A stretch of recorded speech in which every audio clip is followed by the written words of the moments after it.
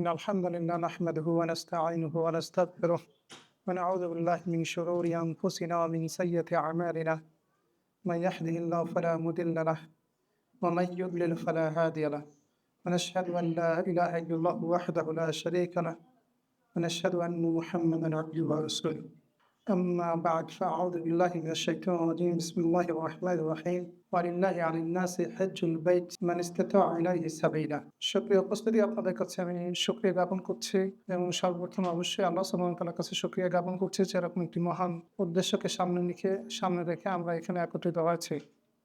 আল্লাহ সুবহানাহু ওয়া তাআলা আমাদের এই যে জামাত, এই যে আমাদের একত্রিত হওয়া, এই লিকা এটাকে কবুল করেন। পৃথিবীতে অনেক উদ্দেশ্যেই মানুষ একসাথে হয়, অনেক সময় খাওয়া দাওয়ার জন্য, অনেক সময় ঘুরে বেড়ানোর জন্য, কিন্তু আল্লাহর জন্য একত্রিত হওয়া, আল্লাহর দিনের জন্য একত্রিত হওয়া, এটা স্পেশাল কিছু। জীবনে মাঝে মাঝে মনে হয় যে যত কিছু বলেছি, যত কিছু করেছি, এর যদি অল্প কিছু কবুল হতো তাহলে নাজাত পেয়ে যেতাম। খুব বেশি কিছু আসলে করা লাগে না, কিন্তু অল্প কিছু যদি করা যায় যেটা আল্লাহ সত্যিই মানে আল্লাহকে খুশি করা যায়, কেবলমাত্র আল্লাহর জন্য করা যায়, এটা যথেষ্ট। আল্লাহ সুবহানাহু ওয়া তাআলা আমাদের সবাইকে তার সন্তুষ্টির জন্য কাজ করতে তৌফিক দান করেন। বন্ধুরা,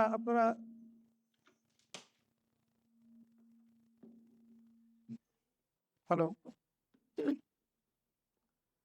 আপনারা তো আসলে অনেক আলোচনা এখানে চলছিল মাশাআল্লাহ, এবং আরো আলোচনা অনেক হবে। আমি আপনাদেরকে ২ টা বিষয় নিয়ে কথা বলার চেষ্টা করব ইনশাআল্লাহ। একটা হচ্ছে হজের যে হিস্ট্রি এবং হজ রিলেটেড বা উমরা রিলেটেড হিস্ট্রি, এবং আরেকটা হচ্ছে হজের আহকাম, মানে উমরার আহকামগুলো। তো যত সংক্ষেপে এবং বিস্তারিতভাবে যতটুকু বলা যায় ইনশাআল্লাহ চেষ্টা করব। প্রথমে যে বিষয়টা আছে যে আমরা যখন নিয়ত করেছি, আল্লাহ সুবহানাহু ওয়া তাআলা আমাদের তৌফিক দান করেছেন। এরপরে আমাদের প্রস্তুতি নিতে হয়। প্রস্তুতির বিষয় আছে। প্রস্তুতিটা কি ধরনের প্রস্তুতি? এটা সালাতের মতো অনেকটা। ২ ধরনের প্রস্তুতি আছে। একটা হচ্ছে যে প্রস্তুতিটা দেখা যায় না, আরেকটা হচ্ছে যে প্রস্তুতিটা দেখা যায়, অনুভব করা যায়। যেমন ধরেন, মানুষের অপবিত্রতা ২ ধরনের। একটা হচ্ছে শারীরিক অপবিত্রতা, আরেকটা হচ্ছে ঈমানগত দিক থেকে অপবিত্রতা। যেমন ইন্নামাল মুশরিকুনা নাজাস, মুশরিকরা অপবিত্র। সে হজ করুক আর যাকাত দিক আর সালাত করুক আর সিয়াম রাখুক, এই অপবিত্রতার কারণে কিছু কবুল হয় না, তাই না?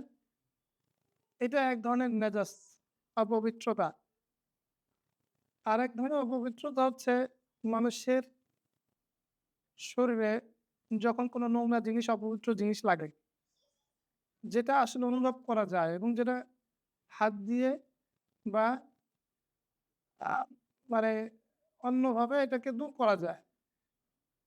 আরেকটা অপবিত্রতা হলো যেটা ঈমানের সাথে সংশ্লিষ্ট। এটা কেবলমাত্র সঠিক ঈমানের মাধ্যমেই সম্ভব। সুতরাং ১ম যে প্রস্তুতি সেটা হচ্ছে ওই প্রস্তুতি, যেই প্রস্তুতি আপনি প্রস্তুত কিনা লোকে দেখতে পারে না। আরেকটা প্রস্তুতি হচ্ছে আপনার শারীরিক প্রস্তুতি এবং মানসিক বলেন বা অর্থনৈতিক প্রস্তুতি, তাই না? তো ১ম যে প্রস্তুতিটা নিতে হবে আমি সেটা একটু বলি, সেটা হচ্ছে আমাদের ঈমানকে সঠিক করতে হবে। ঈমানকে আবার কিভাবে সঠিক করে, এটা একটা অনেকের কাছে হয়তো নতুন প্রশ্ন হতে পারে, কিন্তু অনেকের এখানে তো অনেকেই বুজুর্গ মানুষ জানেন যে আল্লাহর যে তাওহীদ, আল্লাহর একত্ববাদকে বুঝতে হবে এবং সেটাকে ধারণ করতে হবে। একত্ববাদ বা ঈমান সবকিছুর আগে হচ্ছে কারণ আপনি কি ঈমান আনবেন, কিভাবে ঈমান আনবেন, এটা কিন্তু জ্ঞানের উপর ডিপেন্ড করে। অনেকের ধারণা ১ম বিষয় হচ্ছে ঈমান। আসলে ১ম বিষয় ঈমান না, ১ম বিষয় হচ্ছে ইলম। আল্লাহ সুবহানাহু ওয়া তাআলা বলেছেন, "ফা'লাম আন্নাহু লা ইলাহা ইল্লাল্লাহ।" তুমি জানো যে আল্লাহ ছাড়া কি নাই, ইলাহ নাই। দেখেন, আমি মাঝে মাঝে চিন্তা করি, প্রথম যে আয়াতটা নাজিল হলো, প্রথম যে শব্দ, এটা ইকরা হলো কেন? ঈমান আনো এই ধরনের কথাবার্তা হলো না কেন? প্রথম বলেছে পড়ো। কারণ আপনি আসলে কার উপর ঈমান আনবেন? কিভাবে ঈমান আনবেন? এই বিষয়গুলা জানা এবং বোঝা জরুরি। অধিকাংশ মানুষ তারা সালাত পড়ে, সিয়াম করে, হজ করে, ওমরা করে, যাকাত দেয়, কিন্তু তাদের ঈমান সঠিক নয়। সঠিক নয় বলতে আল্লাহর উপর ঈমান মানে একজন আল্লাহ আছেন, এইটা আল্লাহর উপর ঈমান নয়। অধিকাংশ মানুষ মনে করে যে একজন আল্লাহ আছেন যিনি আমাকে সৃষ্টি করেছেন, এটাই হচ্ছে ঈমান। এটা হচ্ছে আল ঈমান বিল্লাহ। কিন্তু এটা আল ঈমান বিল্লাহ একটা অংশ মাত্র। আল্লাহর অথরিটি কি আছে আপনার উপরে? কি বিষয়ে তিনি একক, এই জিনিসগুলো ধারণ করতে হবে। ইনশাআল্লাহ আল্লাহ যদি বাঁচিয়ে রাখেন তো এগুলো আমরা বিভিন্ন সময় সফরের মধ্যে আলোচনা করার চেষ্টা করব। আজকের যে বিষয়টা হলো, সেই বিষয়টা হলো আমাদের ওমরা রিলেটেড, আ ওমরার যে বিভিন্ন ইতিহাস সেগুলো। তবে আমি এটা টাচ দিয়ে রাখলাম যাতে করে আমরা কি করি না? এটা ভুলে না যাই। যাতে করে আমরা এটা ভুলে না যাই। তো তার আগে আমি একটু বুঝি তো আপনাদের মধ্যে কে আগে ওমরা করেছেন? একটু হাত জাগান তো। অনেকে হাত অর্ধেক জাগাইছেন। মানে কি এয়ারপোর্ট পর্যন্ত গিয়ে চলে আসছেন? হ্যাঁ? একটু জোরে করে যখন কোথাও আমরা হাত জাগাইতে বলি মানুষকে অলস, এরকম করে হাত জাগায়। হ্যাঁ? জোরে পরে গুড। তার মানে আচ্ছা বসেন। এটা খুব ভালো লাগলো যে অনেক মানুষই করেন নাই। ৩০% হবে মনে হয় করেছেন। ৭০% করেন নাই। গ্রেট। আলহামদুলিল্লাহ আল্লাহ কবুল করেন। তো যারা করেননি তাদের জন্য এটা একটা বিরাট সফর। আর যারা করেছেন তাদের জন্য বিরাট সফর।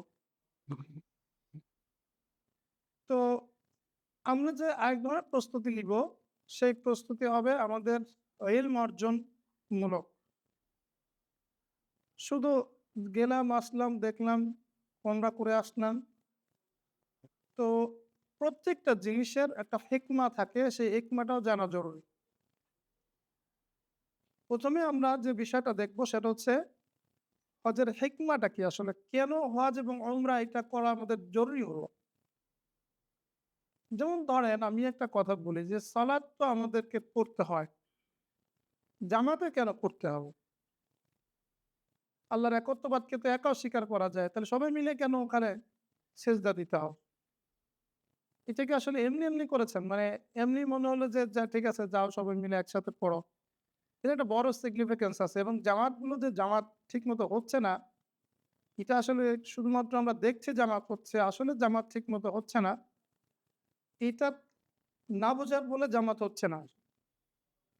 জামাতে মানুষের কেন সালাত পড়তে হয়? মূলত এর একটা বড় কারণ হচ্ছে একজন নেতার আন্ডারে, তার একজন আমিরের আন্ডারে মামুরদেরকে এটলিস্ট ৫ বার ওখানে সাক্ষাৎ এবং তার সহকর্মীদের সাথেও ৫ বার সাক্ষাৎ বা সবাই তো এলাকার মধ্যে থাকে না, বিভিন্ন জায়গায় থাকে। অন্তত ২-৪ বার করে সাক্ষাৎ হয়। পারস্পরিক বোঝাপড়া, পারস্পরিক মুসাআদা, হেল্প এবং খোঁজখবর রাখা, এটা কিন্তু ছিল জামাতের একটা বড় বিষয়। আপনি দেখবেন যে সহবতের কথা আমরা বলি, এটা ছিল জামাতের একটা বড় বিষয়। আমার মসজিদে কারো ভালো ডাক্তার আমি জানি না। তাহলে আমি মুসলমান ডাক্তার থেকে কিভাবে পাজা নিব? আমার মসজিদে কে ভালো মুসলিম লয়ার আমি জানি না। তাহলে আমি আমার এলাকায় দেখা যায় যে আমার বিল্ডিং এ ১৪ তলা বিল্ডিং এ আমি থাকি। এই বিল্ডিং এ একজন ভালো মুসলিম লয়ার আছে এবং আমি অনেক বিপদে আছি। আমার একটা সমস্যা এই বিষয়। আমি তো তার থেকে হেল্প নিতে পারলাম না। তো এটার কিন্তু একটা বড় কারণ হচ্ছে এই যে আমাদের জামাতগুলো আসলে ওই অর্থে জামাত হচ্ছে না। আপনি চিন্তা করেন রাসূলুল্লাহ সাল্লাল্লাহু আলাইহি সাল্লাম যখন মদিনাতে সালাত পড়তেন ৫ ওয়াক্ত, যখন তিনি মদিনাতে থাকতেন, আবু বকর, উমর, উসমান, আলী, তারা সবাই বড় বড় সাহাবারা, তাই না? তারা একসাথে হতেন। দিনে অন্তত ৩ বার করে তাদের দেখা হতো, ৩-৪ বার। কারণ তো সবাই তার এলাকায় সবসময় থাকে না। বিভিন্ন জায়গায় যাওয়া আসা করে। তো এর ফলে কি হয়েছে? একজন নেতা তার অনুসারীদেরকে অন্তত ৩-৪ বার দিনের মধ্যে পাচ্ছেন, সকালেও পাচ্ছেন। এটা আমি বলছি তার হাকিকত, জামাত। এমনি সালাত তো পড়লেও হয়ে যেত। তো এই বিষয়গুলো আসলে আমাদের বোঝা জরুরি। ঠিক হজও এরকম একটা বিষয়। বিভিন্ন মানুষ বিভিন্ন জায়গায় থাকে, তো এদেরকে কিভাবে এক করা যায়? ধরেন যদি হজ না থাকতো তাহলে মুসলমান আমির তাকে চিন্তা করে একটা ডেট বের করা লাগতো যে এজিএম হয় না বিভিন্ন কোম্পানিতে, শেয়ার হোল্ডাররা সবাই আসে। কেন হয়? কি অবস্থা? কি চলছে? কিভাবে চলছে? আমাদের কি করা দরকার? কি সমস্যা? কিভাবে উত্তরণ করব? এই সমস্ত পৃথিবী থেকে এরকম সামর্থ্যবান মানুষ যাদের শারীরিক শক্তি আছে এবং যাদের আর্থিক শক্তি আছে, এই লোকগুলোকে একসাথে করার একটা চরম সিস্টেম হলো এই হজ। এটা যদি আল্লাহ নাও দিত তাহলে মানুষের জন্য এটা দরকার হতো এরকম একটা প্রোগ্রাম অ্যারেঞ্জ করা। তো আল্লাহ সুবহানাহু ওয়া তাআলা এটা করে দিয়েছে। মুসলমান নেতা তার সমস্ত অনুগত কর্মীদেরকে একসাথে পায়। দুঃখজনক হলো আমাদের সেই জিনিসটা আসলে হয় না। নেতাও নাই, জামাতও নাই। মানুষ যায় চলে আসে। আসলে ওই যে আরাফার খুতবা, ওই যে ডিরেকশন, সেটা কিন্তু আর আসলে আনফরচুনেটলি হয় না। আমাকে গাইলে তো লাভ নাই, আসলে হয় না, তাই না? এই গদবাঁধা কিছু কথা, ওগুলাই আমাদের শুনতে হয়, ওগুলাই বলে। কিন্তু এটা আসলে হজের তাৎপর্যের মধ্যে একটা বড় জিনিস মিসিং। যেমন আমাদের মসজিদের জামাতগুলো তার হিকমাটা নষ্ট হয়েছে, ঠিক একইভাবে। তো এইটা ছিল একটা বড় হিকমা। আর যে জিনিসগুলো আপনারা জানেন সেগুলো আমি আসলে বললাম না। আর এটা একটা ডেমনস্ট্রেশন যা পৃথিবীর, আপনারা জানেন, আমি সেদিন একজনকে জিজ্ঞেস করলাম যে আমেরিকাতে থাকে, উনি আমেরিকার আ কি বলে ওদেরকে? ওই যে আমেরিকান গোয়েন্দা সংস্থা, ইয়াস? আরো একটা আছে না কি জানি? হ্যাঁ, রাইট। ওদের তো ট্রেইনি ছিল বাংলাদেশের একজন আর্মি পারসন। ডিজিএফআই তে ছিল। তা আমার খুব ঘনিষ্ঠ প্রায়। আমি আবার এজেন্ট-টেজেন্ট কিছু না। তো উনার সাথে আমি উনাকে জিজ্ঞেস করলাম, "আচ্ছা, তো ওরা আমাদেরকে নিয়ে আসলে কেন এত আমাদেরকে খোঁচায়? মানে আসলে ওদের দৃষ্টিতে ওরা কিভাবে আসলে ওরা আমাদেরকে, আমাদের কিছু নাই, ডাল নাই, তলোয়ার নাই, কিছু নাই। আমাদের এত ভয় কেন করে? বা আমাদেরকে কেন এত ইয়ে করতেছে? আমরা তো এমনি পারতেছি।" ওদের ওদের সাইকোলজিটা কি আসলে? ওদের ফিলসফিটা কি? বলে, "ভাই, ওরা তো দেখতেছে ভাই আপনার কাছে কিছু না থাকলেও আপনি জিতবেন। কেন? যে পরিমাণ সংখ্যা আমাদের বাড়তেছে মুসলমানদের, আর ওদের কমতেছে, একসময় যে এমনি দখল করে নিবে।" তো এইটা তো ওরা বুঝতে পারতেছে। তাহলে কি করতে হবে তাদেরকে? এদের জনসংখ্যা যেন অন্তত নিজেরা মারামারি করে কিছু মত কমে। এটা ওদের একটা স্ট্র্যাটেজি। এর নাম্বার কোনোভাবে থামাইতে পারছে না। মানে আর অনেক কিছু দুর্বল, ঠিক আছে। ধরেন আমরা এখানে ২ জনের কাছে অস্ত্র আছে, ধরেন ১০ জনের কাছে অস্ত্র আছে আর আমাদের বাকিদের কাছে নাই। এখন ওদের মরতে ২ জন আছে আর আমরা হইতে, হইতে এখন মনে করেন ওদের ২ জন বাদে সব আমরা, তাই না? একটা সময় তো ওরা এমনি নাই হয়ে যাবে। তো বাই দ্য ওয়ে, তো এই যে একটা ডেমনস্ট্রেশন, যে দেখো আমাদের নাম্বার, আমাদের শক্তি, আমরা কত এবং আমরা ইউনিফাইড। নিশ্চয়ই হজের এই দৃশ্যগুলো, আরাফাত ময়দানের দৃশ্যগুলো, এগুলো কিন্তু তাদের কাছে একটা থ্রেট। তারা এগুলো দেখে আসলে ভয় পাওয়ার কথা, তাই না? যদি এগুলোর মধ্যে চেতনা ডেভেলপ করে তো বিপদ। অচেতন আছে ঘুমায় থাক। ১,০০০ হোক আর ১,০০,০০০ হোক। অচেতন মানুষ যদি ১,০০,০০০ হোক ঘুমায় থাকে সমস্যা নাই। ২-৪ জন জেগে উঠলে তো সমস্যা। তো এইটা একটা ডেমনস্ট্রেশন এর একটা বিষয় আছে। আর one of the most significant হিকমা হলো এই যে আপনি এগুলো শুনেছেন শুধু। আপনি এগুলো শুনেছেন, বিভিন্ন জিনিস শুনেছেন। এটা হচ্ছে শোনা জিনিস। আর আপনি যখন একটা দেখবেন, তো এই দেখার বিষয়গুলো কিন্তু আপনাকে ঈমানকে ডেভেলপ করবে। আপনি অনেক জিনিস আপনি শুনেছেন। এই শোনা জিনিসগুলো যখন আপনি দেখবেন, তখন কিন্তু আপনার মধ্যে অনেক ঈমানের অনেক বিষয় ডেভেলপ করবে। এখন এই ডেভেলপ করবে এজন্যই তো আল্লাহ সুবহানাহু ওয়া তাআলা এখানে বলেছেন যে তার মধ্যে অনেক ইন্না সাফা ওয়াল মারওয়াতা মিন শাআইরিল্লাহ, তাই না? আবার বলেছে এখানে মাকাম ইব্রাহিম রয়েছে। এটা হচ্ছে সুস্পষ্ট একটা আয়াত।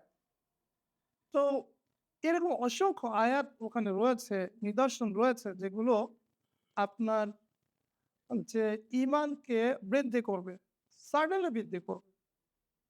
এই এখন ঈমান বৃদ্ধিটা আসলে আবার একটু শর্ত। আমি আগেই বলেছি, ঈমান কখনো ইলম ছাড়া হতেই পারে না। আপনি কি বিশ্বাস করবেন? এইটার নাম হচ্ছে ইলম। এটার নাম কি? সাপোজ আপনি বিশ্বাস করেন সবকিছু ঠিক আছে। বাট আপনার ওই বিষয়ের সঠিক জ্ঞান নাই। কিন্তু আপনার আবেগ, আপনার মুজাহাদা, আপনার স্যাক্রিফাইস, এভরিথিং ইজ ওকে। কিন্তু আপনার ইনফরমেশন ভুল। তাহলে যত মুখলিসই আপনি হন না কেন, আর যত ভালো মানুষই আপনি হন না কেন, আপনি তো ভুলের উপরে থাকবেন। সো ইলম হচ্ছে ফার্স্ট। ইলম ফার্স্ট। জ্ঞান ছাড়া আসলে কোনো মুক্তি নাই, নাজাত নাই। এবং সুবহানাল্লাহ, এই ধরনের কথা যদি কোরআনে আর কোনো বিষয় আসেনি। হাল ইয়াস্তাউিল্লাযীনা ইয়া'লামুন ওয়াল্লাযীনা লা ইয়া'লামুন। মানে আল্লাহ সুবহানাহু ওয়া তাআলা এই ধরনের কোনো ক্ষেত্রে আমি দেখেছি যে এভাবে বলেন নাই, যারা জানে আর যারা জানে না তারা কি সমান? যেমন ধরেন এখানেই আপনি যখন পাহাড় দেখবেন, সাফা দেখবেন, মারওয়া দেখবেন, আপনি মাকাম ইব্রাহিম দেখবেন, বিভিন্ন আয়াত আল্লাহ সরাসরি যেগুলো আপনাকে উল্লেখ করেছে। এই মাকাম ইব্রাহিমকে কেউ দেখে একটা পাথর, কেউ দেখে একেবারে স্ট্রেট। কেউ ওখান থেকে শুধুমাত্র দেখে বলে, "ও মাশাআল্লাহ।" আরেকজন ওখান থেকে তার ঈমান বাড়ায়। This just because of the ইলম। একজনের ইলম আছে, একজনের ইলম নাই। সো এই ইলম না থাকার ফলে ওই আয়াত থেকে যে পরিমাণ ঈমান তার বাড়ার কথা ছিল, যে পরিমাণ ফায়দা তার নেওয়ার কথা ছিল, সেটা সে পারে না। তো আমাদের এই দিনের আসলে মূল ভিত্তি হচ্ছে ইলম। এটা কিন্তু খুব গুরুত্বপূর্ণ একটা বিষয় যে এই দিনের গুরুত্বপূর্ণ আপনি যেখানেই যান না কেন, ঈমানে যান, আমলে যান, ইহসানে যান, অনেক মানুষ ইহসান সম্পর্কে জানেই না। অথচ ইহসান হচ্ছে এই দিনের মৌলিক ৩ টা বিষয়ের একটি। এই দিনের ৩ টা মৌলিক বিষয় কি? ঈমান, তারপরে কি? ইসলাম, ইহসান। আনফরচুনেটলি এখানেও অনেক মানুষ আছে এই কথাটা জীবনে ১ম শুনছে। অথচ এটা সহিহ মুসলিমের ১ম হাদিস। তাই না? ইহসান আবার কি জিনিস? মানুষের উপকার করা। ইহসান কি? ইহসান কি বলেন? ধৈত, ইহসান হচ্ছে আন তা'বুদাল্লাহা কাআন্নাকা তারাহু। যে তুমি এমনভাবে আল্লাহর ইবাদত করবে যে তুমি তাকে দেখছো। ফাইন লাম তাকুন তারাহু ফাইন্নাহু ইয়ারাক। যদি এমন হয় যে তুমি তাকে দেখছো, এটা না হয়, তাহলে এটা অন্তত মনে করো যে তিনি তোমাকে দেখছেন। তেমন ইহসান হচ্ছে এখানে কি? ইবাদতের কোয়ালিটি, সিনসিয়ারিটি, তাকওয়া, রাইট? তো দেখেন এর জন্য যেটা হয়, বাহ্যিক সালাত মুসল্লিতে অনেক পাওয়া যায়, বাহ্যিক সায়ামকারীতে অনেক পাওয়া যায়, বাহ্যিক উমরাকারীতে অনেক পাওয়া যায়, ইমানদার লোক পাওয়া যায় না। কারণ কারণ হচ্ছে ওই যে হেকমা হাকিকত বলতে তারা আসলে কোনো কিছু কেয়ার করছে না, রাইট? ওই পাথর তার কাছে শুধু পাথর, ওই পাথর তার কাছে কোনো ইলম না।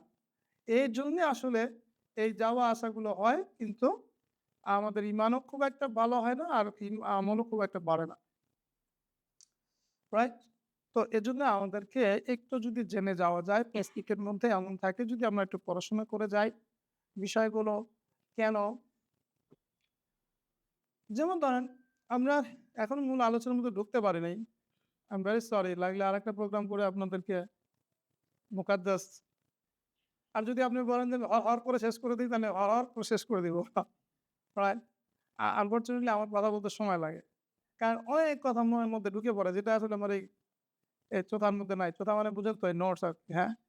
এই নোটের মধ্যে নাই। কিন্তু মাথার মধ্যে চলে আসে, কি করব? আচ্ছা শেষ করে দিই ভূমিকার আগে আরেকটু কথা বলি। হজের ইতিহাস জানার আগে আমরা যারা এখানে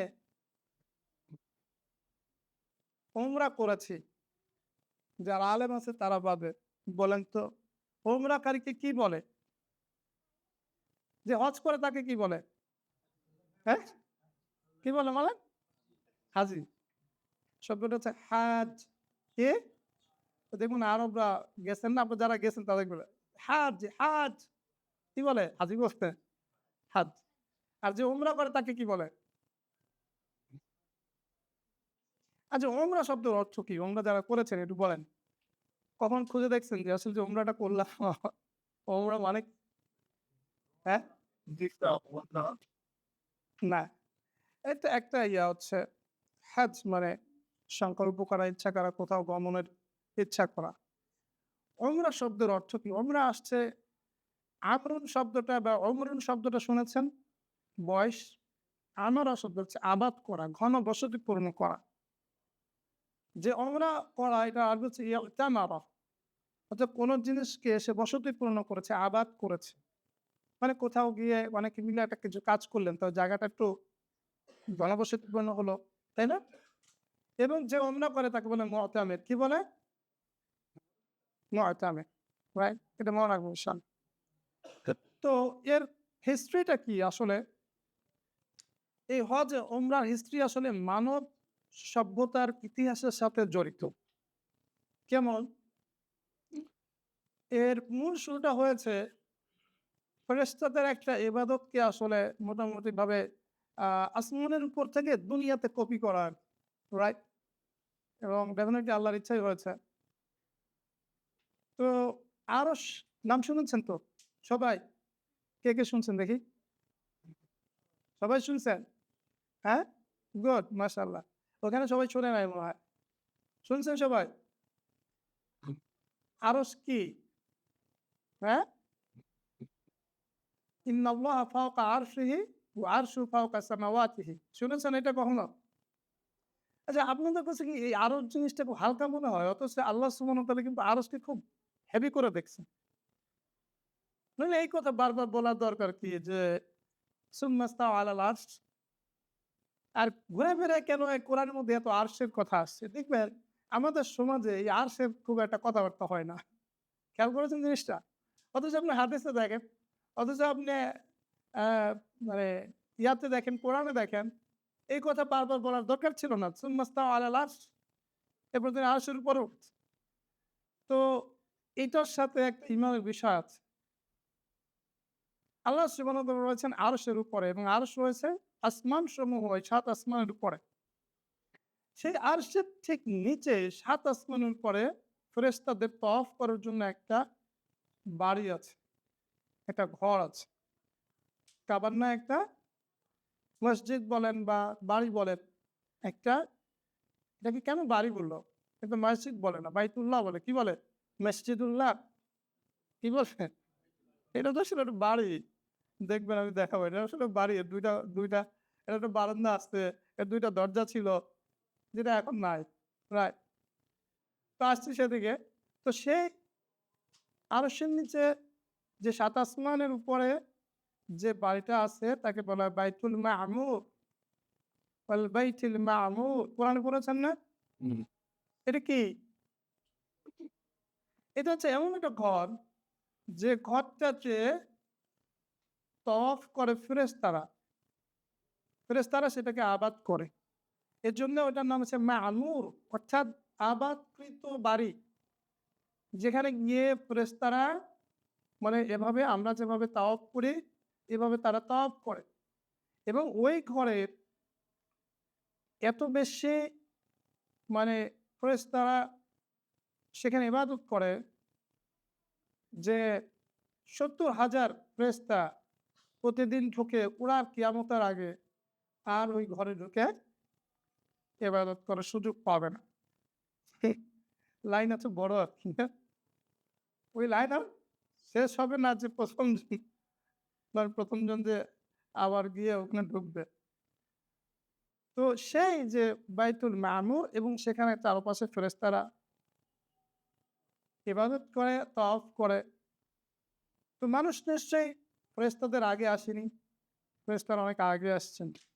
এবং মানুষের সৃষ্টির সময় আল্লাহ সুবহানাহু ওয়া তাআলা যখন বললেন ইন্নী জাইলুন ফিল আরদি খলিফা, তখন ফেরেশতারা কি করেছে? খুব খুশি হয়েছিল। তারা একটা আশঙ্কার কথা বলছে না? আতাজআলু ফিহা মান ইউফসিদু ফিহা। বাই দ্য ওয়ে, সেই ফেরেশতাদের যে ইবাদত, আল্লাহ সুবহানাহু ওয়া তাআলা যখন আদমকে সৃষ্টি করলেন এবং পৃথিবীতে পাঠালেন, তো তিনি ইরাদা করলেন যে ফেরেশতাদের মতো করে এই পৃথিবীতেও আমার ফেরেশতারা যেমন ৭ আসমানের উপরে বাইতুল মামুরকে ঘিরে তাওয়াফ করবে, ঠিক একইভাবে এই জমিনের উপরে পৃথিবীতেও আমি একটা ঘর বানাবো, যে ঘরটা আমাকে চিন্তা করে, আমাকে উদ্দেশ্য করে আমার ঘর, এবং সেই ঘরটার চারপাশে এই মানব জাতি তওয়াফ করবে। এই কনসেপ্টটা আসছে কোত্থেকে? আসলে ওই সিঙ্গুলার জিনিস আল্লাহ সুবহানাহু ওয়া তাআলা পৃথিবীতে। এখন কোথাও হবে, এটা বাংলাদেশে হলো না কেন? বলেন তো, এটা বাংলাদেশে হলো না কেন? এটা আসলে কোথায় হবে? এটা আল্লাহ সুবহানাহু ওয়া তাআলা ঠিক করেছেন। ওই বাইতুল মামুরের ঠিক নিচে পৃথিবীতে জায়গাটার নাম কি? এই যে বাইতুল্লাহ মক্কা এই এলাকা। রাইট? এজন্য এমন অবস্থা, ওটার অবস্থান যে ওইটা যদি কোনোদিন খুলে পড়ে যায়, মানে ওইটা যদি ভেঙে কোনোদিন আসমান থেকে নিচে পড়ে যায়, সেটা কাবার উপরে পড়বে। রাইট? এরকমভাবে ঠিক নিচে। এই হলো মূলত এই জিনিসটার ইয়া। এখন এই বাড়িটা হলো, বলা হয় যে এটা মানুষ সৃষ্টির আগেই এই বাড়িটা ১ম এ করা হচ্ছে। মানুষ সৃষ্টির আগে। ইন্না আউওয়ালা বাইতিন উদিয়া লিন-নাস লাল্লাযী বিবাক্কাহ মুবারাকান ওয়া হুদাল লিল আলামিন। এখানে অত্যন্ত চমৎকার একটা জিনিস আছে। ইন্না আউওয়ালা বাইতিন উদিয়া লিন-নাস, মানুষের জন্যে এই ঘরটা প্রতিষ্ঠা করা হয়েছে। এটা কি থাকার জন্য? এটা কি থাকতো? না। এটা ইবাদতখানা হবে। এটা কি হবে? ইবাদতখানা। এই ঘরের মধ্যে ঢুকে ইবাদত করা যায় এবং খুবই তাৎপর্যপূর্ণ, তাই না? এবং সেটার পরে আল্লাহ সুবহানাহু ওয়া তাআলা বলেছেন মুবারক। এটি এত মুবারক, আপনারা তো বুঝতেই পারতেছেন কত মুবারক। একবার ১ রাকাত সালাত পড়লে ১,০০,০০০ দেখছেন, মানে মুবারক শব্দটা কি আসলে? বৃদ্ধিকৃত। বরকত শব্দটা আসলে অনেকেই এটার অর্থ করতে পারে না। বরকত মানে কি? বারাকা, এটাও তো একটা আরবি শব্দ। হ্যাঁ? মুবারক মানে কি? বরকতময়। মুবারক মানে কি? বরকতময়। আসলে প্রাচুর্যপূর্ণ, যেটাকে বাড়িয়ে দেওয়া হয়েছে, প্রবৃদ্ধি হয়েছে অনেক। তো এর মধ্যে অনেক মুবারক রয়েছে। যেমন এর মধ্যে কিছু জায়গা আছে, ইনফ্যাক্ট সমস্ত জায়গায় দোয়া কবুল হয়, রাইট? ওখানে গেলে ওখানে গেলে ইবাদতের মান অনেক, মানে বিনিময় অনেক বেড়ে যায়।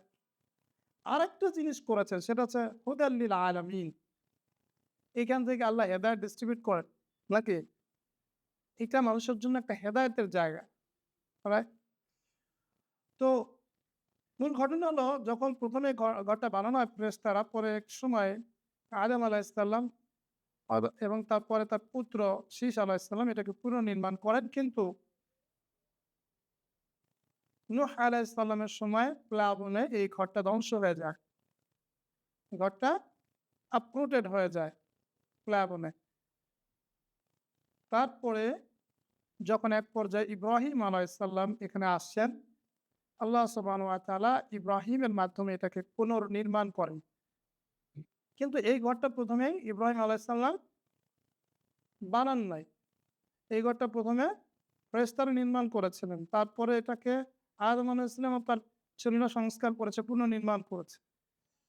এরপরে ইব্রাহিম আলাইহিস সালাম যখন ওই ঘরের কোনো চিহ্ন ওখানে ছিল না, আল্লাহ সুবহানাহু ওয়া তাআলা তাকে মেঘের ছায়া দিয়ে ওই স্থানটা দেখিয়ে দিয়েছেন এবং সেই যে কাবা, যে বাইতুল্লাহ, সেটার উপরেই তার ভিত্তি স্থাপন করেছেন। ভাই দা একটা কথা বলে নেই, কাবা কেন বলা হয় এটাকে?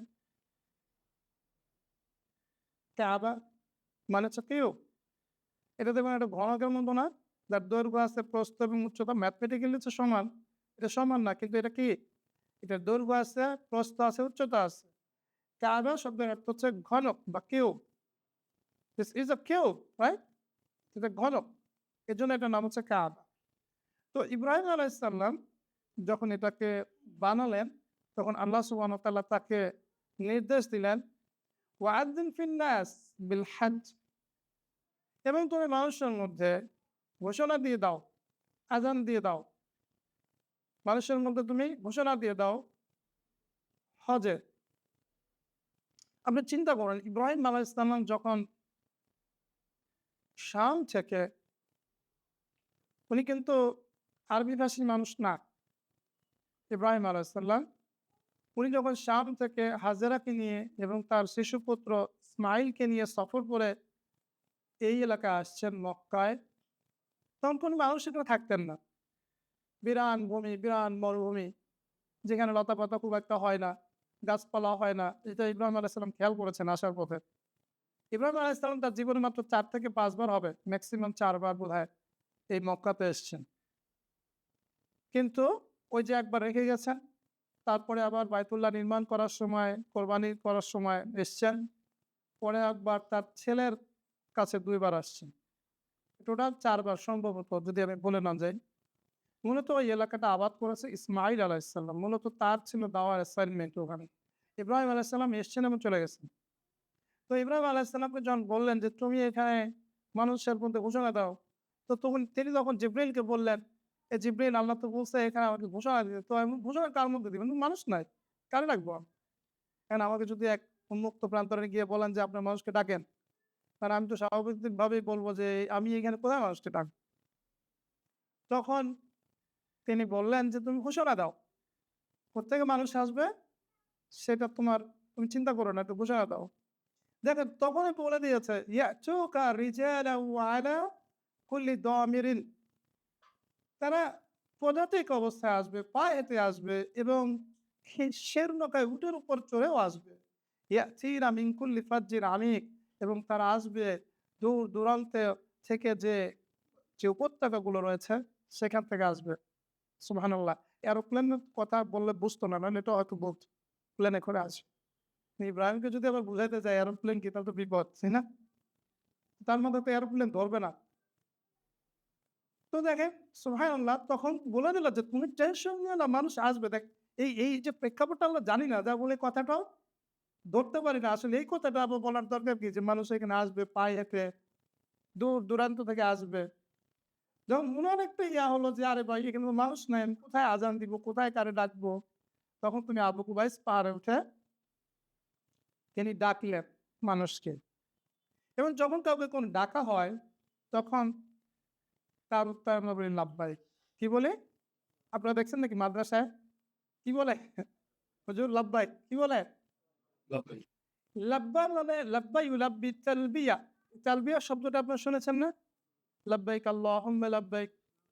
তালবিয়া মানে কি? তালবিয়া মানে হচ্ছে ডাকে সাড়া দেওয়া। তালবিয়া মানে কি? ডাকে সাড়া দেওয়া। লাব্বা ইউলাব্বি তালবিয়াতান, এটা হচ্ছে মাসদার।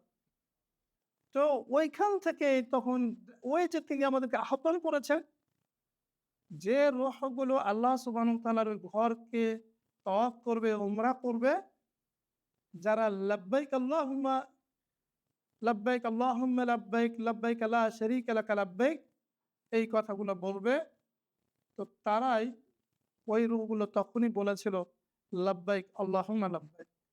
এবং আল্লাহর কাছে একটা শুকরিয়া জ্ঞাপন করেন যে আপনারাও হয়তো সে রুহুর জগতে বলেছিলেন যে লাব্বাইক, তাই না?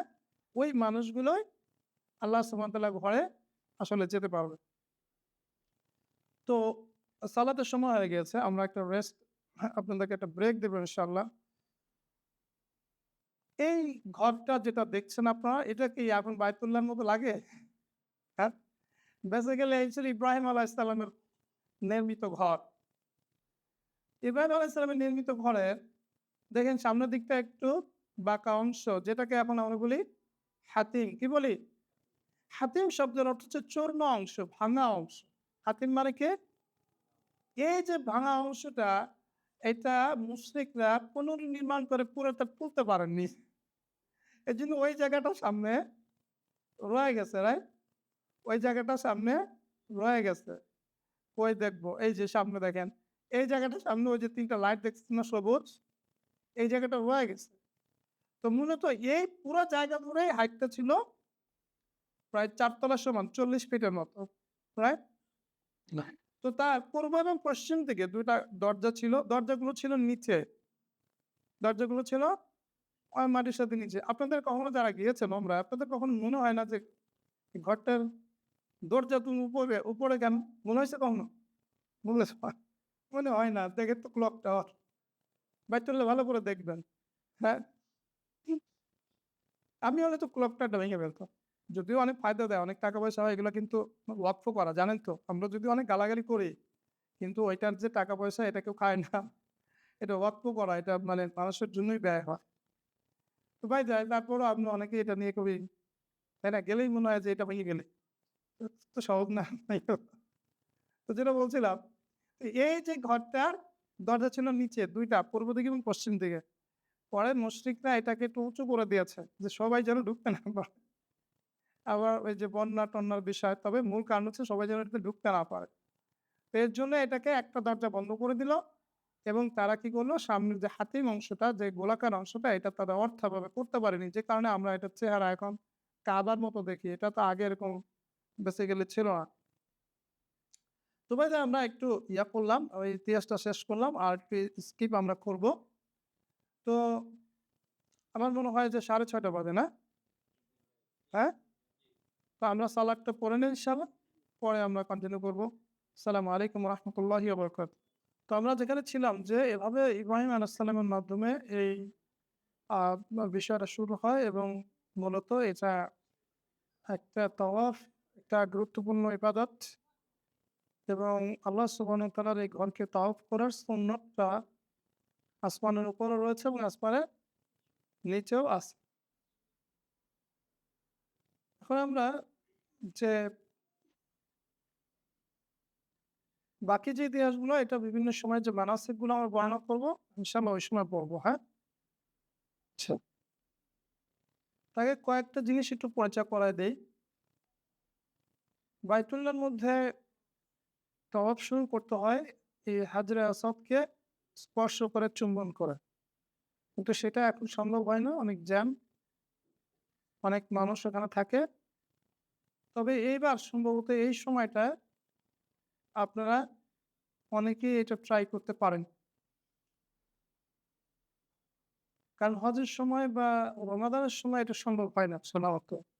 কিন্তু এই সময়টা সম্ভবত একটু ফাঁকা থাকবে। কিছুদিন আগে আমার এক বন্ধু গিয়েছিল, তখন ফাঁকাই ছিল।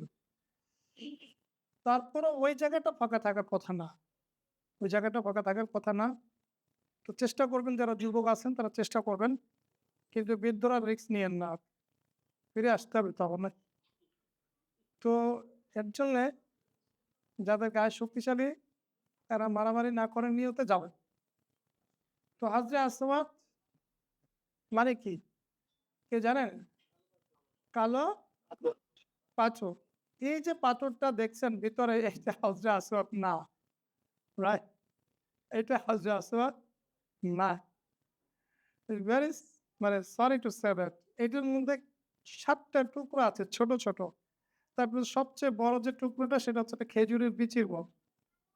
রাইট? বুঝেননি কথা? এইটার কারাবাতিয়ান একটা গ্রুপ ছিল ইসমাইলি শিয়া। তারাই হজরে আসওয়াদ চুরি করে নিয়ে গেছে। সম্ভবত ৩৫ বছর এটা বাইতুল্লাহতে ছিল না। তো পরে আবার খলিফা অনেক তাদেরকে অফার-টফার দিছে, তাও পারে নাই। পরে যেভাবে হোক এটা ম্যানেজ করছে আব্বাসীয়রা। তো ওই সময় এটাকে ভেঙে চুরে একদম মানে হয়ে গেছে। আর এই পাথরটা এখানে বসানোর ইতিহাস হলো এই, যখন ইব্রাহিম আলাইহিসসালাম তার ঘর তুলছিলেন তো শেষ দিকে একটা জায়গা খালি ছিল, একটা ইট দরকার ছিল। তো ওই ইট এখন তো আর পোড়ামাটির ইট দিয়ে তো বানাননি, পাথরের দিয়ে। তখন ইসমাইলকে বললেন যে, "তুমি একটা পাথর নিয়ে আসো এই সাইজের, যেটা আমি এখানে বসাবো।" কয়েকটা কথাই আছে, এ ধরনের ক্ষেত্রে অনেকগুলো রেওয়ায়াত থাকে। তো ইসমাইল আনতে গেল, তার মধ্যে এসে দেখে যে জান্নাত থেকে আল্লাহ সুবহানাহু ওয়া তাআলা একটা পাথর পাঠিয়ে দিয়েছেন। এই পাথরটা ছিল দুধের চেয়েও সাদা। কি? দুধের চেয়েও, কিন্তু হাজরে আসাদ মানে কি? কালো পাথর। মূলত এটা আদম সন্তানের পাপকে গ্রহণ করে কালো হয়েছে। বিশ্বাস করতে খারাপ লাগে? কি খারাপ লাগে? আজগুবি গল্প নাকি আমার পাপ? ২ টাই সত্য। এটা আদম সন্তানের পাপকে গ্রহণ করে এটা কালো হয়েছে। এটা ছিল দুধের ন্যায় সাদা, দুধের মতো সাদা। যখন সেটা আল্লাহ সুবহানাহু ওয়া তাআলা জান্নাত থেকে পাঠিয়েছেন, এই পাথরটা জান্নাত থেকে এসছে। তবে এখন সেখানের মধ্যে একটা মেটাল, এটা যদি একটা ক্রস ছবি আমার কাছে আছে যে ওই টুকরাগুলো বোঝা যায়। সেটা একটা মেটাল দিয়ে একটা মানে এটাকে অ্যালয় বলে, হ্যাঁ? সেটা তৈরি করে তার মধ্যে ওইটাগুলো বসিয়ে দিয়ে উপরে আবার ল্যামিনেটিং করে দেওয়া হয়েছে। তো আল্টিমেটলি ওই পাথরগুলোর টাচ লাগাটা লাগলেই ওই পাথরগুলো আবার আপনাকে সাক্ষ্য দিবে। বিচারের দিনে কিয়ামতের ময়দানে এর জিহ্বা হবে, এর চোখ হবে এবং যে তাকে স্পর্শ করেছে, চুমু দিয়েছে তার পক্ষে সে সাক্ষ্য দিবে। সুতরাং এটাকে স্পর্শ করা এটা শুধু আবেগ মনে করিয়েন না। এটা শুধু আবেগের বিষয় না, ফজিলত আছে, রাইট? এটা ফজিলত আছে। কিন্তু আপনারা ওইখানে গিয়ে গবেষণা করেন না যে কোন ৭ টা টুকরা, মাথা ভেঙে ফেলবে মানুষ। মোটামুটি হাত দিয়ে এরকম করে আসবেন যাতে একটা বা একটা টাচ লাগে। কি বলেন? হ্যাঁ? এটা ভালো করে মাথায় রাখতে হবে। আমি এখানে অনেকগুলো হাদিস আছে, এগুলো আসলে এখন পড়ে শোনানোর সময় নাই। ইনশাআল্লাহ আরো সামনে আমাদের সাথে দেখা হবে নাকি? তখন ইনশাআল্লাহ আস্তে বলবো হাদিসগুলো। আর এটা হচ্ছে রুকনে ইয়ামিন। ইয়ামিনি মানে হচ্ছে ইয়ামেনের দিকে, হ্যাঁ? ইয়ামিনি, ইয়ামিনি চাদর আছে না? ইয়ামিনি যেমন চাদর আছে, ইয়ামিনি কোনাও আছে। রুকনুন মানে কোনা। তাহলে এইটা হচ্ছে ইয়ামিনের দিকে কোনা। আপনারা জানেন তো হাতিমটা কোন দিকে? একটু উত্তর-পূর্ব দিকে। তাই না? রাইট? উত্তর দিকে একটু। আর এটা কি? ইয়ামিন কোন দিকে? দক্ষিণ দিকে। এটাকে বলে রুকনি ইয়ামিনি। এটারও ফজিলত রয়েছে। ঠিক ওইটার মতো এখানে ফজিলত রয়েছে। এটাকে যদি স্পর্শ করতে পারেন, এটা স্পর্শ করা খুব সহজ। ইয়াহুত্তুল খতায়া, সে পাপকে চূর্ণ করে দেয়। সুবহানাল্লাহ। তো এই রুকনে ইয়ামিনটাও কিয়ামতের দিনে আসবে। আযম মিন আবি কুবাইস, আবু কুবাইসের পাহাড়ের চেয়ে বড় আকৃতিতে আসবে। লাহু লিসানান, তার ২ টি জিহ্বা থাকবে। ওয়া শাফাতান, এবং ২ টি কি থাকবে? ঠোঁট থাকবে। রাইট? কেমনে কি হবে এটা চিন্তা করার দরকার নাই। কিন্তু ব্যাটারে স্পর্শ করলে লাভ আছে। গুনাহ মাফ হবে। আরেকটা জায়গা আছে মুলতাজাম। মুলতাজাম শব্দটা হলো রুকনে ইয়ামিন দেখছেন তো না? এই যে একটু বলি। এই যে দরজা আছে না, কাবার দরজা, এই যে দরজা দেখা যায়? কারচুপটা? এই দরজার পাশে থাকে কি থাকে? হাজরে ওয়াসাত, হাজরে আসওয়াদ থাকে। আর এর ঠিক আগের যে কোণাটা আছে এটা হচ্ছে রুকনে ইয়ামিন, হ্যাঁ? তো এইখানে স্পর্শ করার চেষ্টা করব। অধিকাংশ মানুষ এই হাদিস জানে না বলে এখানে মারামারিটা কম, কিন্তু তারপরও আছে। আর এইখানে স্পর্শ করলে ২ জনের ফজিলত কিন্তু প্রায় সেম। খেয়াল করেছেন? প্রায় সেম। ২ জনেই তার জিহ্বা হবে, তার ঠোঁট হবে, সে আপনার পক্ষে সাক্ষ্য দিবে। কিন্তু মানুষের হাজরে আসওয়াদের প্রতি একটু অ্যাফেকশনটা বেশি। কারণ ওইটাতে চুমা দিয়ে শুরু করতে হয়। রুকনে ইয়ামিনদের চুমা দিয়ে শুরু করতে হয় না। কিন্তু রুকনে ইয়ামিন স্পর্শ করলে কি হয়? গুনাহ চূর্ণ হয়ে যায়, নষ্ট হয়ে যায়। মুলতাজামের একটা জায়গা আছে। ইলতাজামা মানে হচ্ছে এঁটে থাকা। মুলতাজাম মানে যে জায়গাটাতে মানুষ লেগে থাকে। এর জন্য এই মুলতাজাম জায়গাটা হচ্ছে আপনার এই দরজা এবং এই হাজরে আসওয়াদের এই যে মাঝখানের যে জায়গাটা, রাইট? তো এখানে এঁটে থাকার জায়গা। এখানে সাহাবারা এঁটেছিলেন এবং এরও অনেক ফজিলত আছে, রাইট? এবং এখানেও সাহাবারা এটা থাকতেন। সুতরাং এগুলো শুধু আবেগের বিষয় নয়। এগুলো অনেক ফজিলত রয়েছে, এর অনেক তাৎপর্য রয়েছে। মোবারক যে বলা হয়েছে এই বাড়িটাকে, এই বাড়িটার প্রত্যেকটা ইট মোবারক। এই জায়গাটার প্রত্যেকটা জায়গা মোবারক। এই হারাম অঞ্চলে মোবারক। সুতরাং এখানে গিয়ে এইটা করলে হবে না, ওইটা করলে হবে না। এত করার দরকার নাই। মোবারক মানে মোবারক, রাইট? তবে বিদআত করা যাবে না, কোনো কিছু আবার নতুন করে আপনারা করতে যাবেন না। আর হিজর বা হাতিম, হিজর মানে হচ্ছে কোল, হিজর মানে কোল, হাতিম মানে চূর্ণাংশ। কেন এই কোলটাকে চূর্ণাংশ বলা হচ্ছে? নট দ্যাট যে মানুষ এটাই শুধু এরকম, আসলে আগের দিনের বাড়িগুলো এরকম হইতো, সামনে একটা বারান্দার মতো, রাইট, একটু গোল জায়গা, এইটাই যে এরকম ডিজাইন, বিষয়টা এরকম না, হ্যাঁ, ওরকমই হতো। এখন এই যে সামনের যে বাঁকা অংশটা, ওই যেটা প্রথমে মনে আছে ইব্রাহিম আলাইহিস সালামের যে ভিত্তিটা দেখিয়েছিল, সেই জায়গাটা পরে মুশরিকরা তুলতে পারেনি। মুশরিকরা, এই জিনিসটা বোঝা খুব জরুরি, আমি অনেক আলোচনা বাদ দিলেও এটা করব। মুশরিকরা এই ঘরের ইবাদত করত। মুশরিকরা এই ঘরটাকে কি বলতো? বাইতুল লাত, বাইতুল উজ্জা, কি বলতো? বলেন কি বলতো? বাইতুল্লাহ। কি বলতো? বাইতুল্লাহ। এই আল্লাহ কে? তারা যে বাইতুল্লাহ বলতো, তারা যে আল্লাহর ইবাদত করত, সেই আল্লাহ আসলে কে? আমি একটু দেখাই আপনাদেরকে। তারা যে তালবিয়া পাঠ করতো হজের সময়, আপনারা জানেন তো তারা হজিদেরকে পানি পান করাতো। ইভেন মদিনা থেকে, ইয়াসরিব থেকে যে ৬ জন যুবক আসছিল, কেন আসছিল? হজ করতে। যাদেরকে রাসূলুল্লাহ সাল্লাল্লাহু আলাইহি সাল্লাম দাওয়াত দিয়েছিলেন কোথায়? মিনাতে, আইয়ামে তাশরিক, ওই সময় ছিল। মজার বিষয় দেখেন, তারা হজ করতো কারণ এটা বাইতুল্লাহ। এই বাইতুল্লাহ যে এটা যে আল্লাহর ঘর, এটা কিভাবে তারা জানলো? তারা তো মুশরিক। তারা মুশরিক বলে তো জেনেছে, তারা তো আল্লাহকে জানতো, তারা আল্লাহকে চিনতো। কিভাবে? যখন এই জনপদের আবাসটা হয়েছিল ইসমাইল আলাইহিস সালামের ১২ সন্তানের মাধ্যমে, যখন জমজম কূপটা তৈরি হয়, তখন ওখানে পানি দেখে ওখানে পাখিরা ভিড় করে। তখন এক যাত্রী দল ইয়ামেন থেকে, যেটা হুদ আলাইহিস সালামের স্থান, আদ জাতির কাছে যে হুদ আলাইহিস সালাম এসেছিলেন, সেখান থেকে যখন সানি নামে একটা গোত্র ওখান থেকে যাচ্ছিল, তখন তারা পাখি থেকে ভাবলো যে এখানে পানি আছে। তখন যখন গেল, তখন হাজেরা তাদেরকে এই শর্তে পানি ওখানে থাকতে দিল যে তারা ওখানে থাকবে, ওখানে আবাস গড়বে, এর জন্য পানি দিল।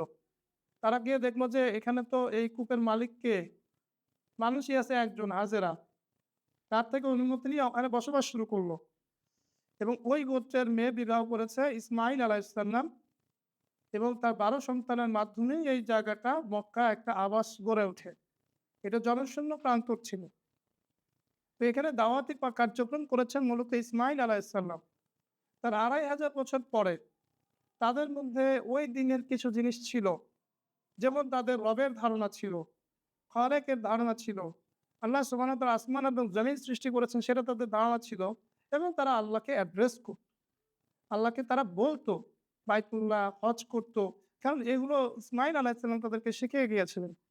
ধীরে ধীরে সেখানে শিরকের অনুপ্রবেশ ঘটে এবং বিদআতের মাধ্যমে তার দিন ধ্বংস হয় এবং তারা অনেক কিছু ভুলে যায় এবং তাদের মধ্যে অনেক নতুন কনসেপ্টের তৈরি হয়।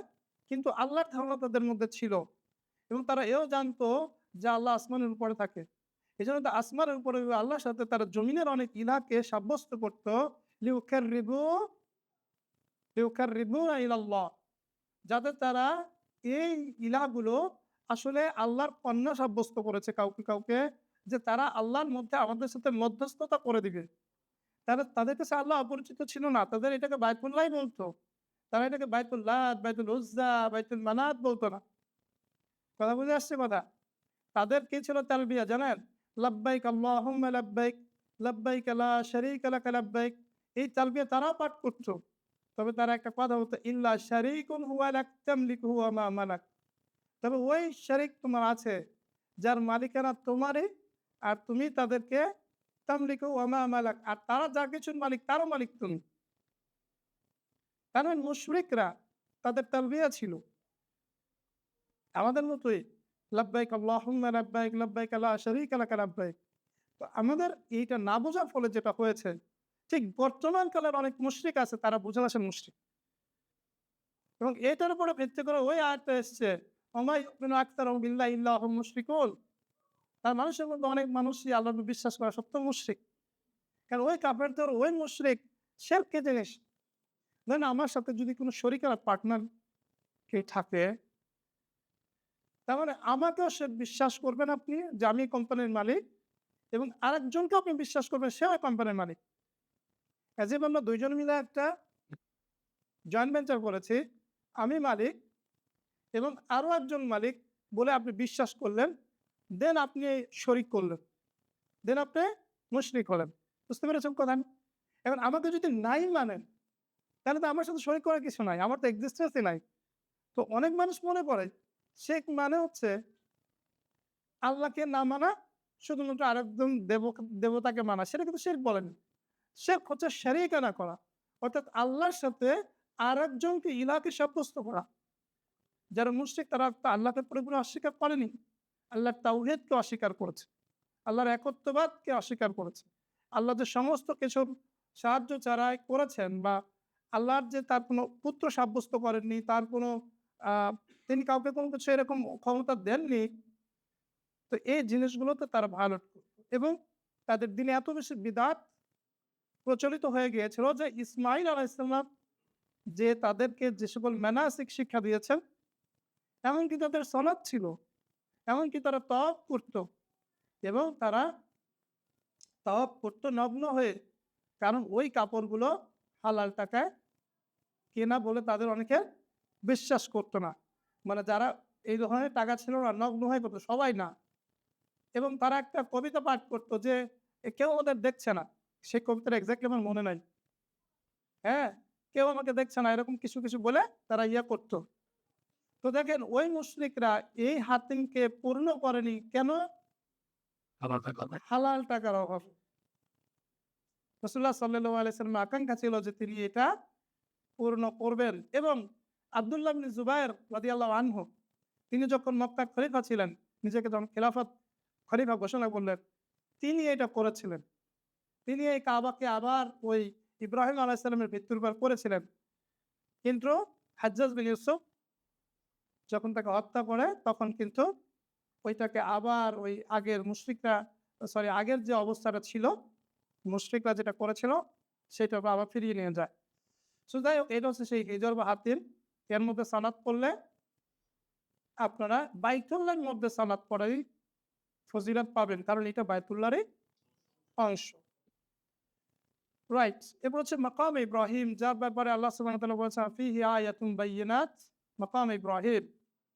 তো এটা একটা চিন্তা করবেন, আমি আজকে বলবো না এটা কেন আয়াত হলো, এটা তাৎপর্য কি, চিন্তা করবেন ইনশাআল্লাহ। আমি পরে জিজ্ঞেস করবো সফরের মধ্যে কে কি চিন্তা করেছেন। রাইট, এটা বলে দিল তার হইল না। আমি অনেকদিন চিন্তা করলাম, এত কিছু থাকতে ফিহি আয়াতুন বাইয়িনাতুম মাকাম ইব্রাহিম, কেন এইটাকে আল্লাহ সুবহানাহু ওয়া তাআলা এইটাকে কথা মেনশন করলেন specially? It's very interesting. Clear? ইনশাআল্লাহ এটা বললাম না আজকে। এই যে সে মাকাম ইব্রাহিম, মাতাব কি? মাতাব হচ্ছে যেখানে তাওয়াফ করা হয়, তাহলে ইসমুল মাকান, যারা আরবি পড়েছেন, তাওয়াফা থেকে আসছে মাতাফ, তাই না? তো যেখানে তাওয়াফ করা হয়, এখন এটা আমরা যত বড় দেখছি তত বড় ছিল না, এটা আস্তে আস্তে আস্তে আস্তে ভেঙে ভেঙে ভেঙে বড় করেছে। মাতাফের দৈর্ঘ্য ছিল একটা সময় মাত্র 15 থেকে 20 ফিট, মানে বুঝছেন এইখান থেকে এটুক, রাইট, 30 ফিট। এবং আস্তে আস্তে যখন মানুষ বাড়লো, এখন তো অনেক বড় করেছে, ভেঙে চুরে একদম, তাই না? অনেক বড় করে ফেলেছে। এটা হচ্ছে সাফা পাহাড়, এটা দেখবো ইন্না সাফা ওয়াল মারওয়াতা মিন শাআইরিল্লাহ। এবং আরেকটা হচ্ছে মারওয়া। এখানে ছোট্ট একটা জিনিস আমি বলি, ইতিহাসের বিষয় শেষ করে দিব ভাইয়েরা, বেশি আমার পরে আলোচক রয়েছেন, আর তাদের দুঃখ পাওয়ার কিছু নাই, শেষ করে দেব ইনশাআল্লাহ। আসলে শেষ করতে পারছি না, আমি শেষ করতে চাচ্ছি। ইন্না সাফা ওয়াল মারওয়াতা মিন শাআইরিল্লাহ ফামান হাজ্জাল বাইতা ওয়া ইতামারা ফালা জুনাহা আলাইহি আন ইয়াতাওয়াফা বিহিমা ওয়া মান তাতাওয়া খায়রান ফাইন্নাল্লাহা শাকিরুন আলিম। অত্যন্ত ইন্টারেস্টিং জিনিস হলো, এই কয়েকটা আয়াতটা পড়েন, কি বলেছে? ইন্না সাফা ওয়াল মারওয়াতা মিন শাআইরিল্লাহ। বুঝলাম সাফা এবং মারওয়া পাহাড় হচ্ছে আল্লাহর নিদর্শন সমূহের মধ্য থেকে অন্তর্ভুক্ত। খেয়াল করেন এর ইতিহাসটা কি? যখন হাজেরা আলাইহিস সালাম, উনি বাচ্চা যখন মুমূর্ষ, পানির জন্য তো উনি কি করবেন বলেন তো? একটু উঁচু স্থানে গিয়ে দেখতে হবে যে আশেপাশে কোনো মানুষ আছে কিনা। পাহাড় তো সাত করে ওঠেন নাই। এই পাহাড় ঠিক বলা যায় না, সাফা মারওয়াকে আসলে পাহাড় বলা যায় না, টিলা, অ্যাকচুয়ালি টিলা। আমি দেখাবো ইনশাল্লাহ। আমার কাছে একটা আছে, মোশন গ্রাফি আছে, আমি দেখাবো ইনশাল্লাহ। সাফা এবং মারোয়া এটা আসলে বেসিক্যালি টিলা,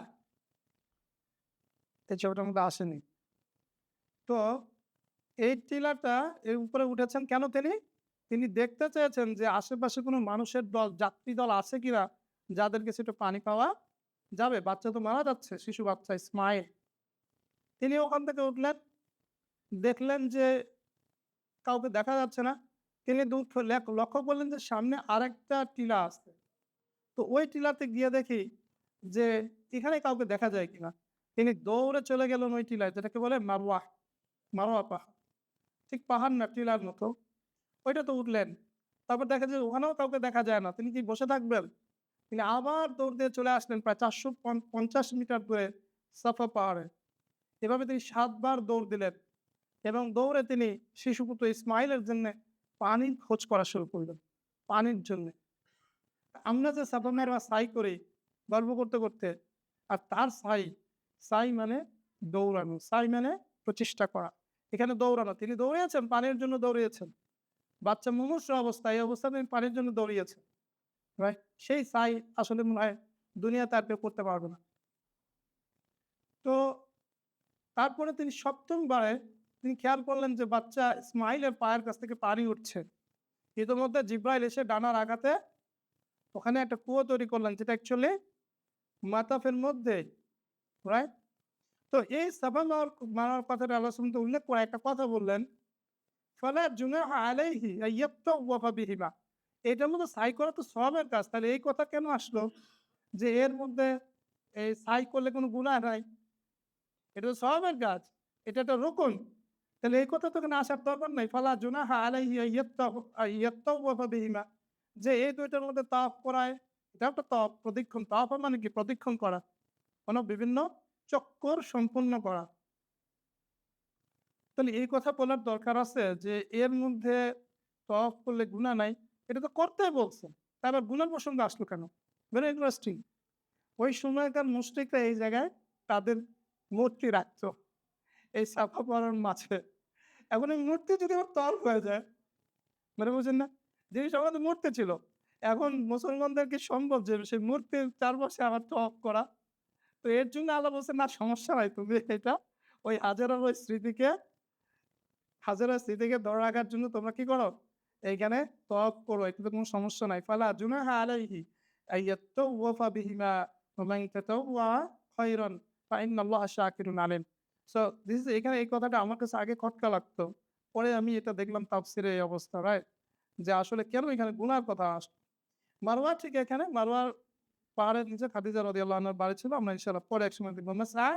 মাসা হচ্ছে এই সাই করার জায়গাটাকে বলা হয় মাসা। রাইট? তয়েব, আমরা শেষ করে দিচ্ছি। এখন ওমরার ছোট্ট কিছু আহকাম আমি বলব। বেসিক্যালি ওমরা করতে আসলে খুব বেশি কাজ করতে হয় না। রাইট? নাম্বার 1, ইহরাম বাঁধতে হয়। বাট এই খুব সংক্ষেপে আমি শেষ করে দিব ১০ মিনিট। আর আপনাদের সাথে ইনশাআল্লাহ পুরা সফরে এই বিষয়গুলো, সবই বিষয়গুলো ডিসকাস করা হবে ইনশাআল্লাহ। আমি থাকবো এখানে, কবির থাকবে এবং আরো হয়তো স্কলার কেউ থাকতেও পারেন, ঠিক জানি না। চিন্তার কোনো কারণ নেই। ইনশাআল্লাহ এগুলো ডিটেইলস আবার হয়তো পরে একদিন আমরা অনলাইনেও বসে আপনাদেরকে বলতে পারি। তো মূল জিনিস হলো যে, যে কয়টা কাজ করতে হয় তার মধ্যে ১ম কাজ হচ্ছে ইহরাম করতে হবে। ইহরাম মানে নিজেকে হারাম করা। ইহরাম মানে নিজেকে হারাম করা। মানে কিছু হালাল জিনিস আপনার কাছে ছিল, যেই হালাল জিনিসটাকে আপনি আর করতে পারবেন না। অনেকে মনে করে এহরাম মানে সাদা কাপড় পরা, নাকি? তবে এহরাম পরার মধ্যে সাদা কাপড় পরাটা সুন্নাত। এবং এহরাম কাপড় পরার মধ্যে এহরামের এই অবস্থার একটা তাৎপর্য আছে। সেটা কি? ধরেন এহরামের কাপড় নাই। এহরামের কাপড় ছিল না। এহরামের এইজন্য আলাদা একটা কাপড় পরার দরকার ছিল না। সেলাইবিহীন ২ টা। তাহলে একজনে এমন একটা ড্রেস পরতো যে ৳৪০,০০০, আরেকজন পরতো কি ৳৪০০। তো দেখতে ওইখানে গিয়েও মানে বড়লোকের পোলাপান নিজেকে ধনী কিভাবে দেখায় জানেন? দামি গাড়িতে চড়ে। ওই গাড়ি কেন পাল্টায়? কারণ গা দা মানে একটা লোক যখন অনেক দামি গাড়ি থেকে নামে তার তো বলতে হয় না আমি অনেক পয়সাওয়ালা। বোঝা নাই কথা? তো মানুষের যা পয়সা আছে, সে তো পয়সা দেখেন না দেখে শান্তি থাকতে পারবে না। মানুষের যা ক্ষমতা আছে, সে তো ক্ষমতা দেখাইতে চাইবে। মনে করেন ওর কোনো ঝামেলা নাই। ওটা ঝামেলা বাজায় সলভ করব। ওর তো দেখাইতে ওর ক্ষমতা আছে, তাই না? সে মানুষের একটা ন্যাচারাল টেনডেন্সি। তো আল্লাহ সুবহানাহু ওয়া তাআলা কি করলেন যে, বাদ দে। সেলাই দিয়ে কাপড় পরতে পারবি না। সেলাই ছাড়া কাপড় পরা কি আরাম নাকি? এখানে আরাম করে দিচ্ছেন, তাই না? এখানে হারামের মধ্যে এটা নাই। তো এরকম কিছু আল্লাহ সুবহানাহু ওয়া তাআলা এখানে দিয়েছেন। সেটা হচ্ছে আপনি সেলাই ছাড়া ২ টুকরা কাপড় পরবেন। মেয়েদের জন্য সমস্যা নাই। মেয়েরা দামি বোরকা এবং সস্তা বোরকা ২ টাই পরতে পারবেন। রাইট? অনেক সেলাই দেওয়াও পড়তে পারবেন। এই বিষয়গুলো ইনশাআল্লাহ আমি পরে আলোচনা করব। ইহরাম করতে হবে, তবে ইহরাম কিন্তু কাপড় পরা না। ইহরাম হচ্ছে হারাম করা। ইহরাম মানে ইরতিদা মানে হচ্ছে কাপড় পরিধান করা। আর ইহরাম মানে আপনি হারাম করলেন। কি থেকে হারাম করবেন? কয়েকটা কাজ করা যাবে না। ইনশাআল্লাহ পরে আপনি ডিটেইলস বলব। তবে ইহরাম করতে হবে কোত্থেকে? থেকে? মিকাত থেকে। আমাদের জন্য মিকাত হচ্ছে কারনুল মানাজিল। এটা ওই যে প্লেনে বসে একটা সময় বলবে যে আপনারা এখন ইহরামের নিয়ত করা। অ্যাকচুয়ালি ইহরামের নিয়ত করাটা ফরজ, রাইট? এবং এটা অন্যান্য সব ইবাদতে নিয়ত করা ফরজ, কিন্তু এটাতে বলতে হবে। হ্যাঁ? এটাকে মুখে লাব্বাইক উমরাতান এই কথা বলতে হবে। না বললে কিন্তু ফিদিয়া দিতে হবে। এই কথা মুখ ফুটে বলতে হবে। এই নিয়তটা মুখ ফুটে বলতে হবে। ইহরামের নিয়ত করা, এবং যে নিয়ত করবে না তার উমরা হবে না। দ্বিতীয় হচ্ছে আমরা যখন ওখান থেকে ইহরাম করব, তারপর কিছু জিনিস আমার উপরে হারাম হয়ে যাবে। সেই হারামের লিস্টটা ডেফিনিটলি আপনারা অনেকে অলরেডি দিয়েছে, এবং এই যে বইটা অত্যন্ত চমৎকার একটা বই। এই বইটা দিয়েছে আপনাদেরকে? এখনো দেয়নি? ৫,০০০ করে কম দিবেন ওদের। বুঝছেন? এই বইটা তো দেওয়া উচিত ছিল, রাইট? এই বইটা যদি এখনই না দেয় তো পড়বেন কোন সময়? হ্যাঁ? তাই না? এই মুকাদ্দাস, এই বইটা একটু দিয়ে দিও তাড়াতাড়ি। তো এই বইটা পড়বেন, এখানে খুব সুন্দর করে খুব মানে অনেক বিস্তারিত বলার দরকার নাই। সলিড জিনিসগুলো খুব সুন্দর করে এখানে বলা আছে। রাইট? আজকে সময়ের স্বল্পতার কারণে বলতে পারলাম না। তো তারপর হচ্ছে আমাদের কি কাজ করতে হবে? আমরা ওখানে যাবো এবং তওয়াফ করব। বাইতুল্লাহকে বাম দিকে রেখে আমরা ৭ টা তওয়াফ করব। এই তওয়াফের মধ্যে অজু রাখা এটা ওয়াজিব। যদিও শেখুল ইসলাম ইবনে তাইমিয়া এবং কিছু স্কলার বলেছেন যে এটা ওয়াজিব না, বাট এটা আসলে ওয়াজিব। জমহুর 98% স্কলার বলেছেন এটা ওয়াজিব। অজু থাকতে হবে, এবং ওই সময় আমরা বায়তুল্লাহর হজরে আসওয়াদকে চুম্বন করার আশা রাখি না আরকি। মানে আশা রেখে তো লাভ নেই। মানে চুম্বন তো করা হয় না, ওই হাত জাগায় কিভাবে কি করতে হয় তখন আলোচনা করব ইনশাআল্লাহ। ওখানে তওয়াফ করতে হবে। এরপরে তওয়াফ শেষ হয়ে গেলে আমরা কি করব? মাকাম ইব্রাহিমের কাছে ২ রাকাত সালাত করব। আনফরচুনেটলি আপনি মাকাম ইব্রাহিমের কাছেও ঘিসতে পারবেন না। ওইটাও একটু দূরে গিয়ে, দূরে যেতে মানে বলছে ওয়াত্তাখিযু মিন মাকাম ইব্রাহিম মুসাল্লাহ। আমি তো মাকাম ইব্রাহিমের কাছে যাইতেই পারলাম না। কিন্তু অন্য একটা জায়গায় মুসাল্লা ধরে নামাজ পড়তে হবে। মানে বুঝলেন না? ঠিক মাকাম ইব্রাহিমের কাছে গিয়ে আমরা দাঁড়ায় সালাতটা পড়তে পারব না। না পড়লেও সমস্যা নাই। যে ক্ষেত্রে আপনি মাযুর, যার ওযর আছে কোনো সমস্যা না। তারপরে আমরা কি করব? আমরা জমজমের পানি পান করব। বরকতান, রাইট? এটার মধ্যে অনেক বারাকা আল্লাহ সুবহানাহু ওয়া তাআলা দিয়েছে। জমজমের পানি পান করে আমরা চলে যাব সাই করতে, এবং সেখানে কিছু দোয়া রয়েছে যেটা মাসনুন দোয়া। সেই দোয়াগুলো পড়ে আমরা ঠিক সাই করব। সাইয়ের মধ্যে একটা জায়গায় রমণ করতে হয়, এবং তাওয়াফের মধ্যে ইস্তিবা করতে হয়। তো এগুলো আমরা ইনশাআল্লাহ সামনে কখনো আমরা বলব ইনশাআল্লাহ, রাইট? তো এখানে ডিটেইলস আছে, এবং এই যে আমার এই যে আপনারা যে স্লাইডটা দেখতেছেন, এই স্লাইডটাও আমি আপনাদেরকে দিয়ে দেব ইনশাআল্লাহ। পুরুষদের জন্য কি করতে হয়? ১ম যে আমরা যখন তাওয়াফ করব তখন ডান কাতটাকে ইত্তিরাব বলে না? এইটার ডান কাতটাকে আপনাকে খোলা রাখতে হবে। এই ছোটখাটো ডিটেইলস গুলো ইনশাআল্লাহ আমরা পরে আপনাদেরকে বলে দিব।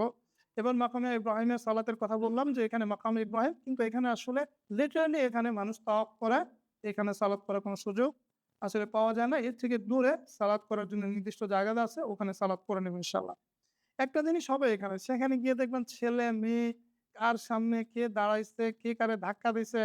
আসলে অনেক কথা আপনি বলতে পারবেন, কিন্তু এটা ম্যানেজেবল না। কেন ম্যানেজেবল না? আমি যদি ধাক্কা দেই তো আমি কে ম্যানেজ করবে? আমার কি মারবে নাকি? ওখানে তো মারাও জায়েজ নাই, তাই না? তো এখন বিষয়টা হলো বিপদ। ওখানে অনেক ধরনের বিপদ আপনারা সম্মুখীন হবেন। আপনাদের মনে হবে সব মানে পৃথিবীর সমস্ত মানুষ জাহেল, তারা দিন সম্পর্কে কিছু জানে না। এটা অনেকটা ঠিক, কিন্তু কিছু করার নাই। দেখবেন দাঁড়ায় গেছেন আপনি, আপনার সামনে এক মহিলা এসে দাঁড়াইছে। মানে আপনার একটা ধাক্কা দিচ্ছে। এরকম হবে। বিশেষ করে এই মানে মাকাম ইব্রাহিমের কাছে সালাত পড়ায় ছেলে-মেয়ে কেউ কোনো ধরনের থাকে না। ছেলেদের জায়গার মধ্যে মেয়েরা ঢুকে পড়ে। মেয়েদের জায়গার মধ্যে ছেলেরা খুব একটা ঢুকতে পারে না। বাট মেয়েদেরকে আটকানো যায় না। তারা কেমনে যেন দেখা যায় যে আমার পাশে দাঁড়ায় গেছে এক মেয়ে। তো নামাজ ভাইঙা এটাকে আরেক জায়গায় চলে যেতে হয়, এরকম অবস্থা। তো তারপরেও যতটুকু সম্ভব আমরা এটাকে ট্যাকেল করে চলার চেষ্টা করব। তারপরে তো জমজমের পানি আমরা পান করব এবং এরপরে আমরা সাই করব যেটা বললাম। এই সাই করার পরে আমরা মূলত আমাদের চুল, ছেলেরা আমরা চুল কি করব? হালাক করব, অথবা কেউ চাইলে এটাকে মানে কাসরও করতে পারে। ২ টাই করতে পারে। তবে হালাক করাটাই উত্তম এবং রাসূলুল্লাহ সাল্লাল্লাহু আলাইহি ওয়াসাল্লাম তাদের জন্য বেশি দোয়া করেছেন। এবং মেয়েদের ক্ষেত্রে আমরা প্রায় ২ ইঞ্চি বা মোর দ্যান, মানে খুব বেশি না, ২ ইঞ্চির মতো কাটলেই চুল পিছন থেকে এটা হয়ে যাবে। তো এই আর এখানে যে মক্কার মধ্যে যে সকল মাআলিম রয়েছে, হেরা পাহাড় এবং অন্যান্য যে বিষয়গুলো মদিনায়, ইনশাআল্লাহ এটা নিয়ে আমরা আরেকদিন আলোচনা করব। আজকে এই পর্যন্তই তাহলে থাকুক। আ ইনশাআল্লাহ সামনের সফরটা অনেক আনন্দদায়ক এবং বরকতময় হবে ইনশাআল্লাহ। এবং পুরা সফরে আমি আপনাদের ঘুম বাদে এবং নামাজ বাদে সবসময় এভেইলেবল আছি প্রশ্ন করার জন্য। যেকোনো প্রশ্ন করবেন, আমি একদম আরবি উত্তর সহ দিয়ে দিব। রাইট? দলিল সহ। আপনারা না বুঝলে আরো ভালো। আর যদি বুঝলে তো ভালোই। তো পুরা সময়টা ইনশাআল্লাহ আমি থাকবো। এই ধরনের ডিসকাশন গুলো, ইতিহাস বলেন, স্বাভাবিক বিষয় বলেন, আল্লাহ সুবহানাহু ওয়া তাআলা আমাকে সুস্থ রাখেন যাতে আপনাদেরকে এই সফরে কিছু খেদমত করতে পারি। তো আজকের মতো এখানে শেষ করছি। আসসালামু আলাইকুম ওয়া রাহমাতুল্লাহি ওয়া বারাকাতুহু।